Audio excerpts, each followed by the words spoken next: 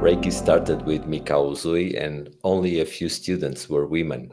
But since the time of Hawaii Takata, more women than men are present in the practice, and women also take the lead and example in organizations. Today, we are talking with Helma Rader. Helma, you are representing Reiki Alliance in the Netherlands, and you also have your own Reiki Center, Bhakti Reiki Center. Tell Yeah. us about Reiki Way and how did you come to Reiki Alliance and the Bhakti Reiki Center? hmm Well, um, to start first, I'm not the representative of the Reiki Alliance in Holland. We don't have uh, special representatives. So I'm a member, and I'm a member for 30 years now. There was a time that I was in the board for a couple of years, and we don't have that kind of organizations of special representatives.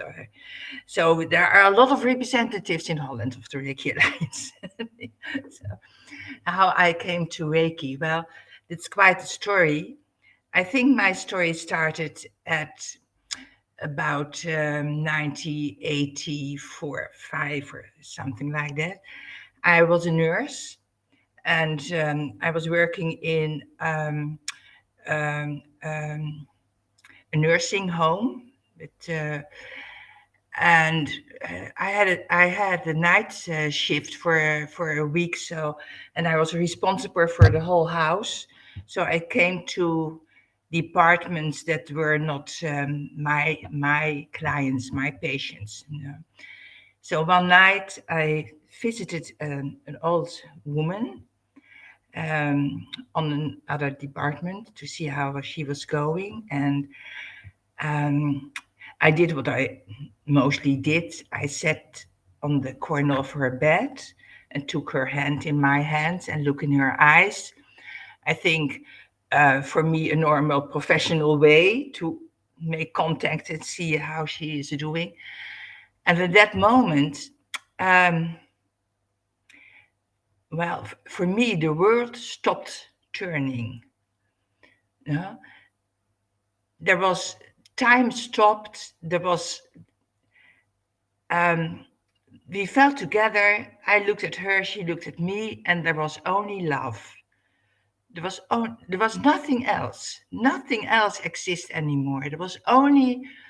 I didn't know this woman. I didn't know her life, or who she was, what she did. Nothing. But the only thing I could feel is, I love you so enormously, and you love me. And it was a life changing experiment for me. So when I came home, I promised myself later that I didn't go to sleep before I understood what was happening that night. So I did. I was. I came at home and helped our boys to go to school, and then I prepared to go to bed. And I thought of what was happening, and there was only one thing I understand. I'm raised as a Catholic girl, Catholic family, and somehow God was something outside me.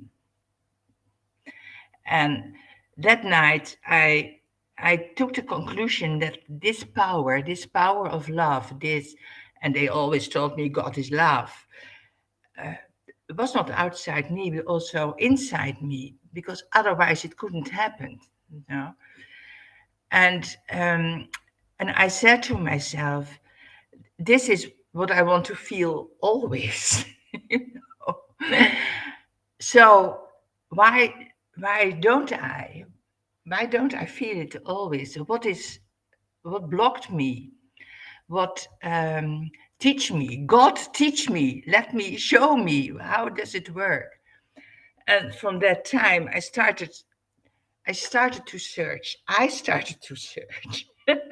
So I started to read other books, other religions, other I start to meditate, to I did all kinds of things, and I didn't found it. I didn't found the answer, but somehow I start to understand that um, uh, energy was the most important thing in this material world. That everything was a manifestation of energy, and um, I start to understand something about morphokinetic fields, energy fields that found itself clustered together in the same vibration. And and there was a moment that um, I read something about, or I hear something about people who could heal by praying, and I thought, okay, so um, it must be possible to plug into that healing energy field somehow. But I could pray what I want and nothing happens. So and then one day, and I stepped out of the nursery. I became a docent in nursery because now I know what is important. So all kinds of things, changes happened. And in 1989, well, yes, I read something about Reiki for the first time. I never heard of it. And I thought, well, they promise that they help me to plug into that healing energy field. That's what they promise. So I make a phone call and I hear and the course was the next weekend.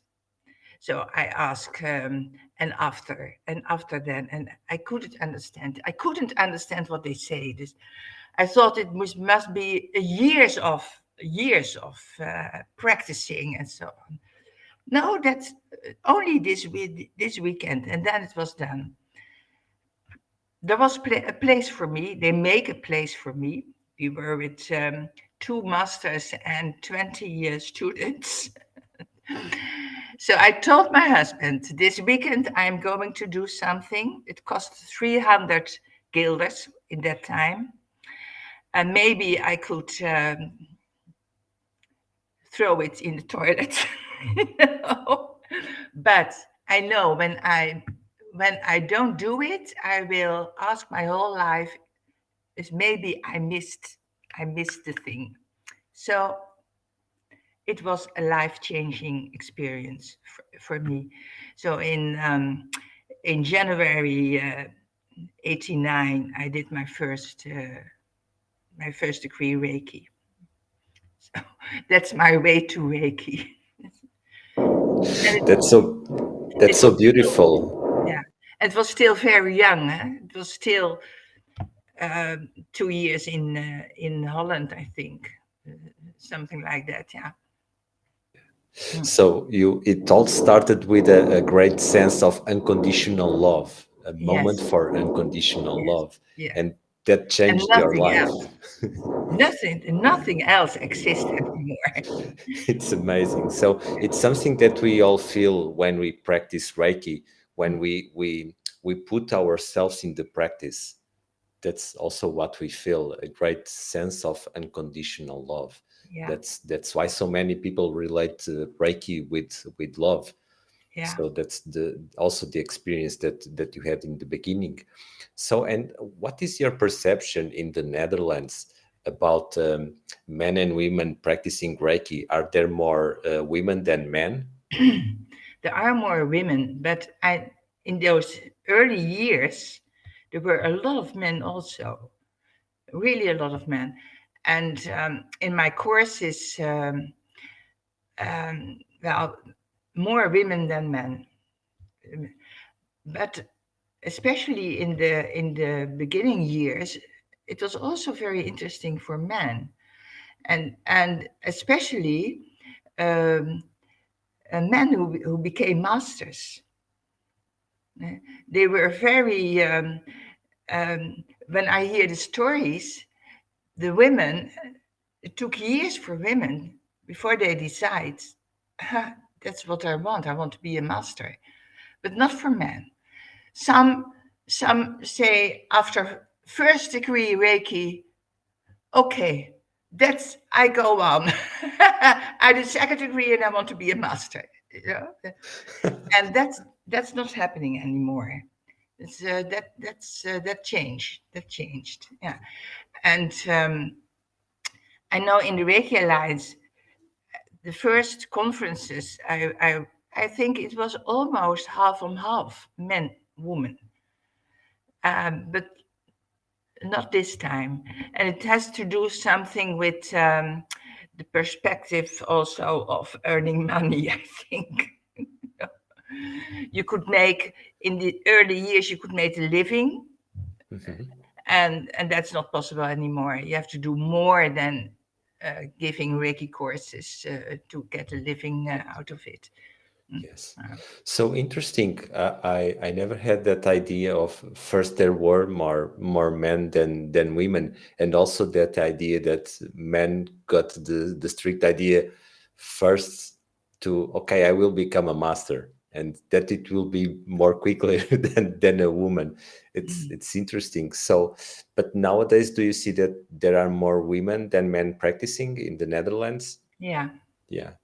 Okay. And how do you think that Reiki empowers women?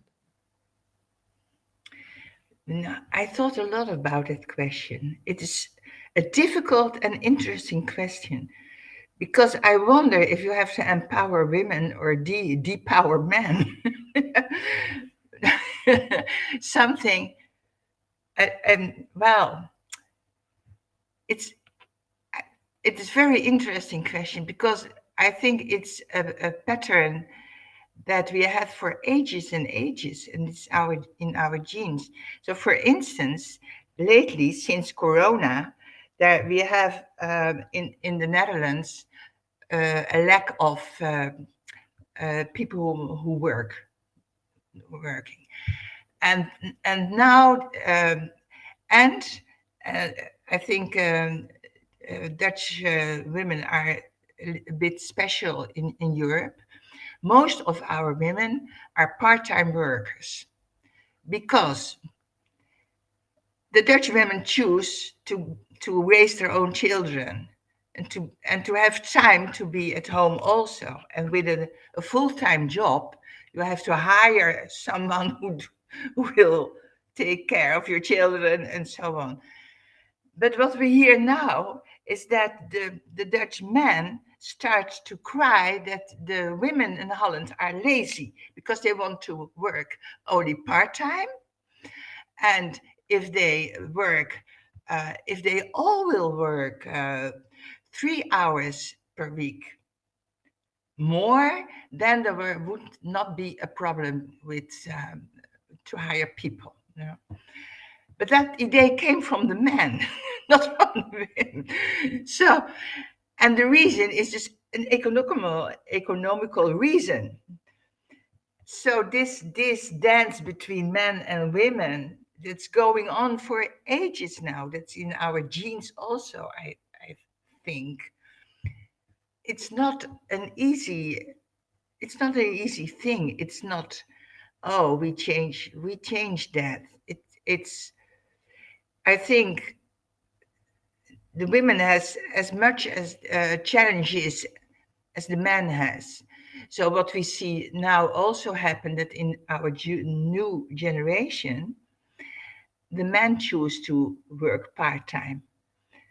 Also, they work one day less, and the women, so they shared the, the homework and the children and so on. So there is something going on. There's a shifting, the, and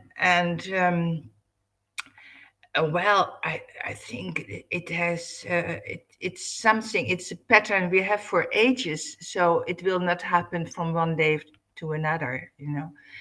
But don't tell me that women need to be empowered because they are the power of this world.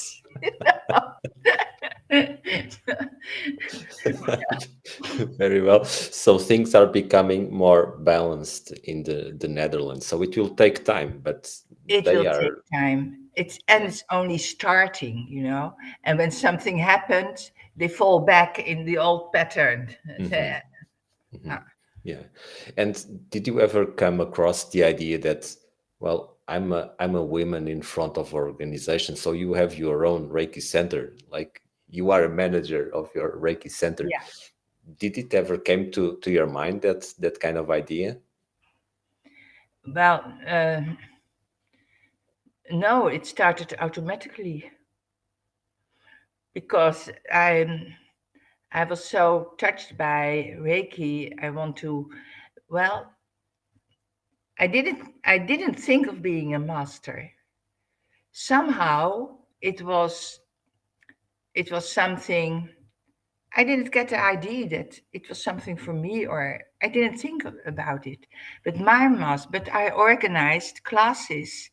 I had a big shed on my near my house, and it take years to get it empty. And the moment I get my first degree, our shed was empty.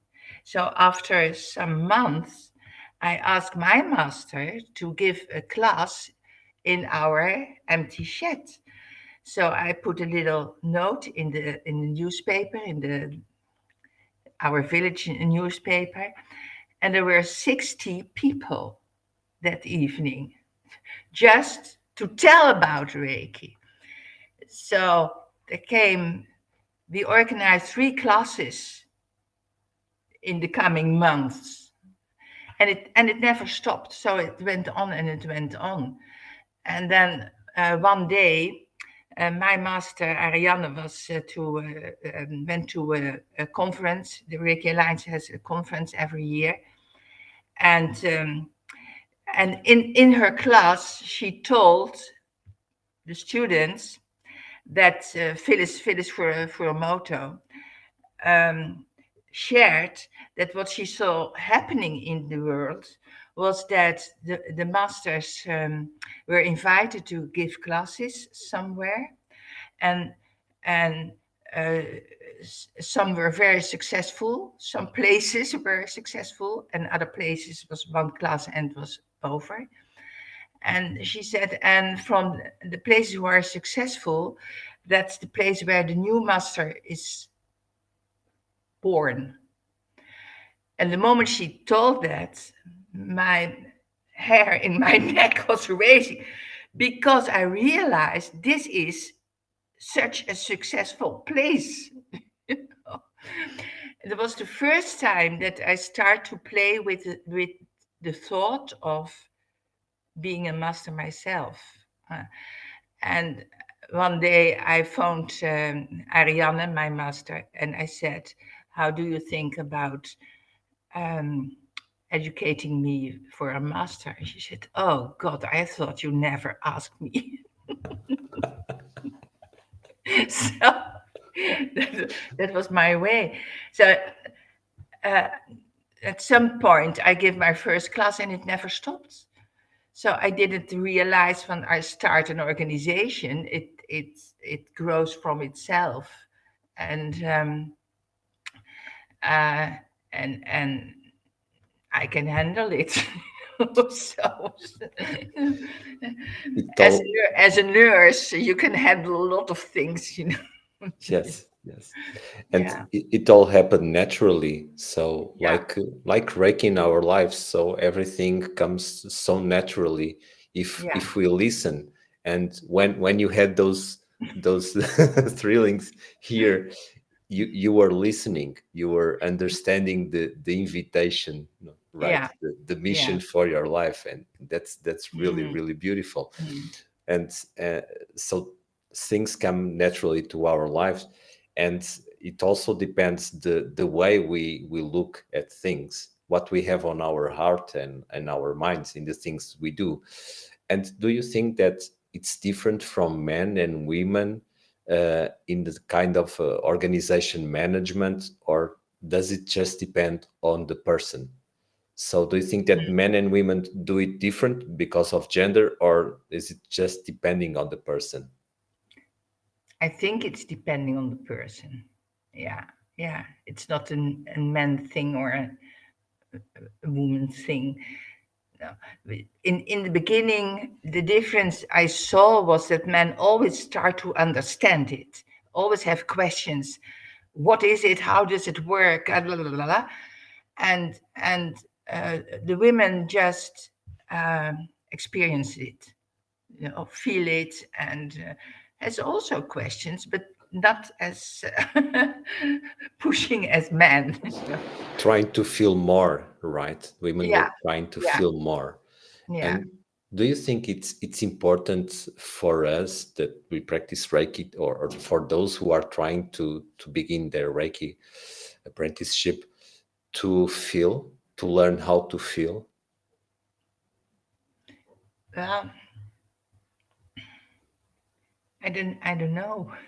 This is a tricky question. Yeah, Yes, maybe. because no one teaches us how to feel in school. For instance, we start to have the need to have friends, and we look to someone and we feel an affinity, but no one teaches us what is that.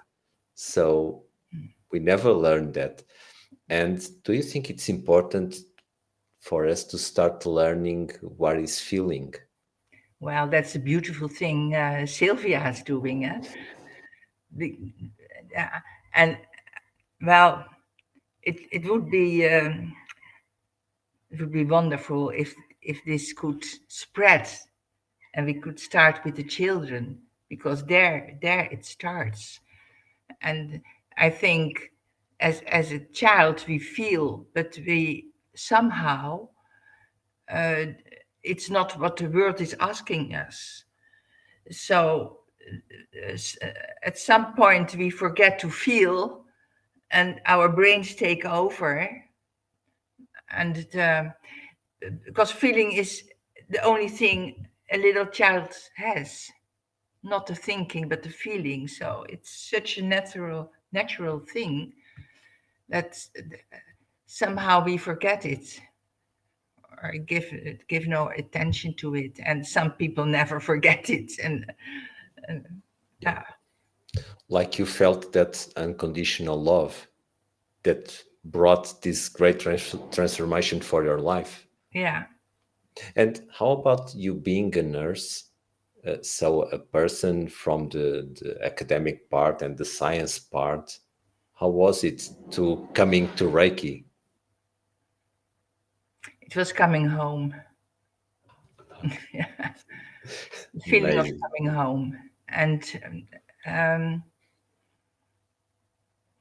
well, in Holland, with a group of Reiki masters, we did all kinds of things to start to integrate in normal healing processes, and it's impossible.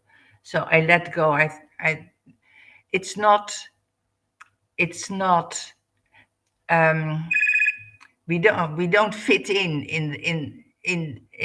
regular healthcare. We don't fit in. We are. I think we are more. It's my telephone. Let's run. I think our place is more on the spiritual part, I think, than on the physical part. So Reiki does both, but when I look at the organization, the healthcare organization in our country, we have doctors, nurses, and so on, and we have, how do you call it? They don't call it spiritual, but you can ask for a priest, or for an humanist, or for haha. And I think it's more our place to be in that group of people than in the physical healthcare. Yeah. So I let go of that wish to get a place in healthcare, to work together with our doctors in our village. It's impossible. Yes, uh-huh. Yeah, but nevertheless, you said very well that we have a place in this kind of the spiritual area. Yeah, Uh, yes, we can do a lot with that. yeah, So the moment we can be there present with the person, that can make a change, yeah, not healing for the illness, but maybe bringing peace, inner peace for the yeah, person. yeah. And that I see happening a lot of times. Of Yes, people who are almost dying, that they, it's if heaven is coming closer to them, So it makes it more easy to go and to release and wow, yeah, that's very very important. I also feel that in the last moments of life of a person, is that Reiki helps the person to be at ease, to be peaceful, and yeah, that helps the departure. Yeah, it's true. absolutely, It's yeah. true. So Elma, we are just on the final moments of this being together, of this Hmm. conversation. So what thoughts and wishes do you want to give to our viewers, and especially an empowering message to women? Wow. Phew. I would say, mm, stay with yourself and Reiki. Let Reiki show you the way, and I have enough courage to go with the challenges because Reiki will bring you challenges also. That's such a great message, and also a wise a gift for all of us. So thank you so much, Elma, and You're I welcome. truly am grateful for being here with you and to take this precious message from you and all your experience. I hope that we see each other soon, and it I was hope a so also. pleasure being with you. So Mhm. thank you so much, really. You're welcome. You're very welcome. It's so nice to see you again. Hope to see you in Portugal.